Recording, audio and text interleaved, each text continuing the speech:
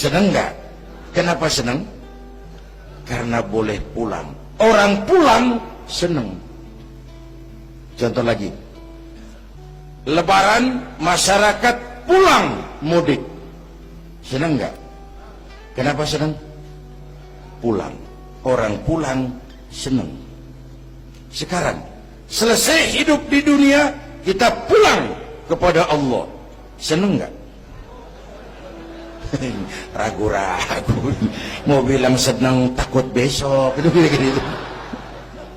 Mestinya senang pulang. Apa yang bikin pulang yang satu itu kok berat?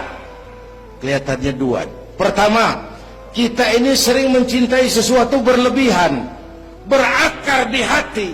Datang saat pulang tidak siap menghadapi perpisahan. Ada yang bergantung di sini, pulang jadi berat.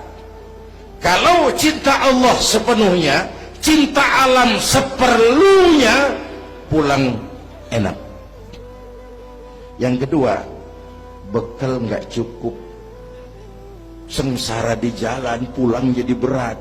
Nggak punya bekal kok pulang, itu nekat. Belum sempet sholat, modar. Kok berani amat nggak punya bekal pulang. Kalau bekal cukup, pulang itu menyenangkan. Kenapa? Itu satu keharusan.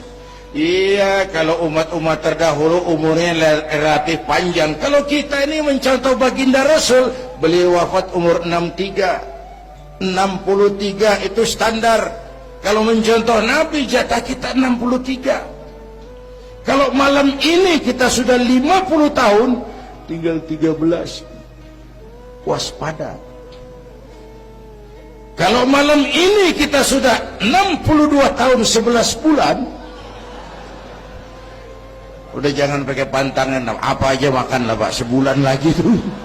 Sebulan lagi, syukur-syukur dapat bonus. Dan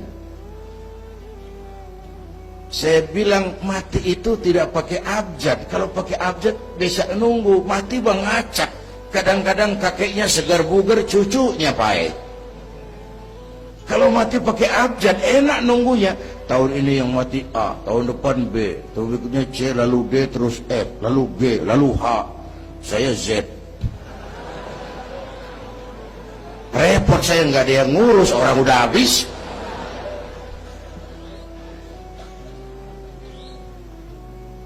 Bapak Ibu hadirin, malah aneh. Jam 6 pagi sopirnya mati. Jam 10 siang, 4 jam kemudian Mbah Surip dia yang mati. Sebelum mati dia pesan sama teman saya W.S. Rendra, Mas, saya kalau mati tolong dikubur di bengkel teater Depok. Monggo, dikubur sama Rendra. Belum seminggu Rendra yang ngikut mati. 1 bulan sebelum Rendra, lebih dahsyat lagi, Michael Jackson mati. The King of Pop, Raja Pop dunia mati. Apalagi penyanyi keroncong, lebih mati lagi. Ada hidup sesudah mati, ada akhirat sesudah dunia. Semua kita perantau, dan perantau harus pulang. Bapak Ibu hadirin yang saya hormati, oleh karena itu, dengan semangat itu, ayo kita tingkatkan ibadah kepada Allah Subhanahu. Penutup, Isra Mi'raj itu filter. Setelah terjadi peristiwa itu kelihatan, yang beriman makin mantap, ini golongan Abu Bakar Siddiq. Yang kafir makin kurang ajar, ini golongan Abu Jahal, Abu Lahab, Abu Sufyan, dan abu-abu lain kumpul di situ. Yang ragu-ragu kafir lagi.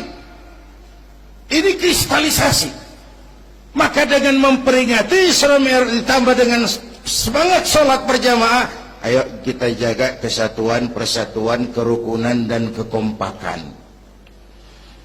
Bapak Ibu hadirin yang saya hormati, saya bersyukur walaupun belum pernah hadir, tapi saya tahu tiap minggu pagi pengajian KUC ini dibanjiri oleh jamaah. Alhamdulillah.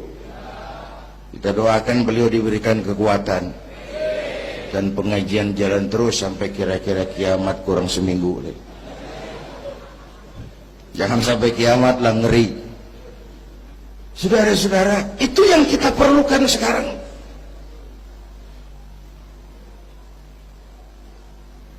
Menjaga semangat kebersamaan seperti diajarkan di masjid ini. Coba tinggali akhlak masjid.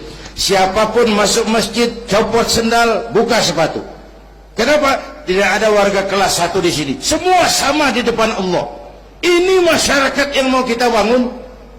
Lurah masuk masjid, buka sepatu, rah. Camat masuk masjid, buka sepatu, mat.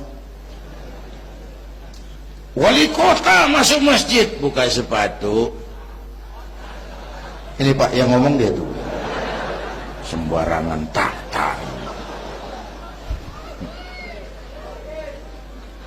Gubernur masuk masjid, buka sepatu, nur. Presiden masuk masjid, buka sepatu, den. Ini masyarakat yang mau kita bangun. Kan keadilan di negeri kita ini masih mahal. Hukum masih sering seperti pisau, tajam ke bawah, tumpul ke atas. Kalau yang kecil salah, hukum cepat-cepat ditegakkan. Yang besar salah, cicing wae, pura-pura tenyaho. Itu yang melukai rasa keadilan. Bapak Ibu hadirin yang saya hormati, itu yang melukai rasa keadilan. Kalau mau lapor kehilangan ayam, itu harus jual kambing. Ingin menang berperkara, jual sapi. Ngurusin ayam hilang kok jual kambing, jual sapi. Itu harga keadilan yang harus kita bayar. Karena itu ke depan belajar dari sejarah. Kita bukan cuma perlu pemimpin pinter, tapi juga benar. Malahan lebih baik benar enggak tapi pintar ketimbang pintar tapi enggak benar. Capek dibohongi pemimpin yang cuma pintar tapi enggak benar. Disuruh ngurus beras malah nimbun beras. Disuruh ngurus laut jadi bajak laut. Disuruh ngurus hutan rame-rame jadi orang hutan. Gitu. Kita rindu munculnya sosok-sosok macam Umar bin Abdul Aziz. Punten nih. Itu Umar bin Abdul Aziz waktu terpilih jadi khalifah, yang pertama diucapkan inna lillahi wa inna ilaihi raji'un. Terpilih jadi presiden, bukan alhamdulillah, inna lillah. Pagi dilantik, malam pesta. Pesta apa? Dangdut? Enggak. Pesta air mata. Di mana? Di mihrab dalam masjid, sujud sambil berlinang air mata. Istrinya tanya, "Bang?" "Iya sayang." "Oh, udah dengerin aja, orang improvisasi." "Iya sayang, abang kan sekarang jadi khalifah." "Kenapa nangis, Pak?" "Itu Fatimah, itu sebabnya saya nangis karena saya dipilih aklamasi secara sebagai khalifah. Setelah jadi pemimpin yang terbayang oleh saya, yatim piatu yang merintih kelaparan, janda-janda tua yang perlu bantuan, rakyat saya yang belum bisa menemukan haknya secara wajar, saya takut saya zalim kepada mereka. Saya nangis mohon pertolongan Allah." Pagi dilantik, malam pesta, tahajud. Esok harinya karena pemimpin baru, banyaklah pejabat-pejabat gubernur cari muka. Namanya presiden baru, ada yang kirim emas, pakaian mahal, berlian, mutiara, dikumpulkan sama istrinya. Umar tanya, "Fatimah?" "Iya bang." "Banyak hadiah yang kau terima?" "Banyak bang, intan, berlian, mutiara, emas." "Kau senang?"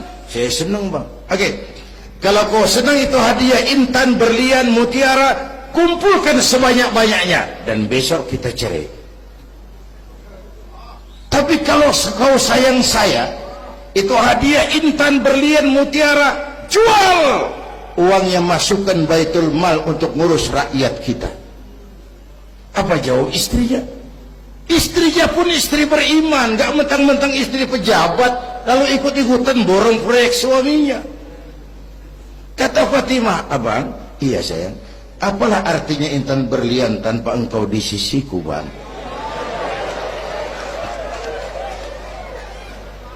Jual sajalah, jual untuk ngurus kepentingan rakyat. Yang nyata-nyata hadiah pribadi dijual ngurusi rakyat. Jangan yang sudah nyata-nyata milik rakyat masih disunatan.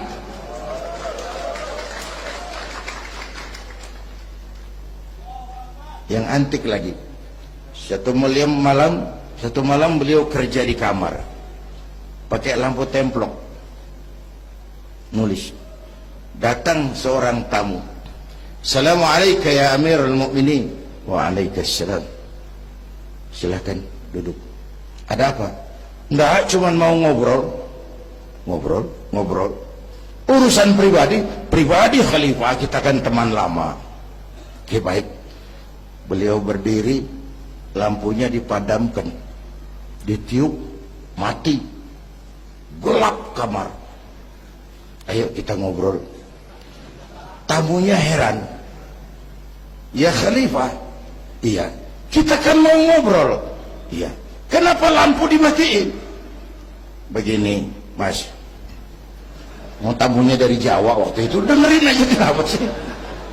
Gini lah mas, tadi waktu sampean datang tuh, kan sampean lihat saya lagi kerja. Iya, saya kerja tadi ngurusi rakyat. Tentu, saya kan pakai lampu. Memang, lampunya kan pakai minyak. Pasti, minyaknya kan beli. Iyalah, belinya pakai uang. Tentu, uangnya uang rakyat. Kita mau ngobrol urusan pribadi, nggak usah pakai minyak rakyat mas. Ayo ngobrol sampai subuh ini. Kalau yang kecil saja orang sudah berhati-hati, apalagi menghadapi urusan yang jauh lebih besar ke depannya. Bapak Ibu hadirin yang saya hormati, oleh karena itu kita memerlukan semangat kebersamaan, walaupun tidak harus selalu bersama-sama. Ini adalah potret terakhir. Baginda Nabi di awal-awal perjuangan didampingi 5 figur utama. Pertama, Nabi punya Sayyidina Abu Bakar Siddiq. Ini sahabat merangkap mertua, orang tua bijaksana, tempat Nabi tukar pikiran. Kampung itu enak kalau ada yang dituain. Yang kedua, beliau punya Umar bin Khattab, Al-Futuhat Al-Islamiyah. Imam tapi jenderal, jenderal tapi imam. Gagah, berani untuk Islam. Selesai? Belum. Yang ketiga, Nabi punya Utsman bin Affan, pengusaha tapi santri, penyandang dana. Umat akan maju kalau banyak punya Utsman. Yang keempat, Nabi punya Ali bin Abi Thalib, tokoh muda tapi intelek. Yang kelima, beliau punya Khadijah binti Khuwailid. 5 figur utama bahu-membahu membantu perjuangan Nabi. Begitulah kita berjuang. Mesti punya segala hal. Mesti punya senjata yang namanya golok, gergaji, pisau, silet. Harus punya. Kapan makainya? Lihat lawannya. Yang kamu hadapi apa? Kumis pak, silet turun. Yang kamu hadapi apa? Akar kayu nangka pak, kampak maju. Ini kita sering emosi nggak pada rugu. Yang dihadapin kumis, kampak yang maju. Urusan nggak selesai bibir bongkar pak. Anak-anak muda nggak cukup dibakar emosinya. Berani harus, nekat jangan. Berkorban siap, konyol nanti dulu. Mati syahid, ayo. Mati sangit, jangan. Berani sama nekat tipis loh bedanya. Berani harus, nekat jangan. Berkorban siap, konyol nanti dulu. Bapak Ibu hadirin yang saya hormati, dengan semangat kebersamaan, saya yakin kita bisa berbuat lebih banyak. Inilah barangkali sekelumit ikut tasyakur saya. Mudah-mudahan ada manfaatnya buat kita semua. Lebih kurang mohon maaf. Usikum wa iyaya bitaqwallah. Aqulu qawli hadza. Wassalamu alaikum warahmatullahi wabarakatuh.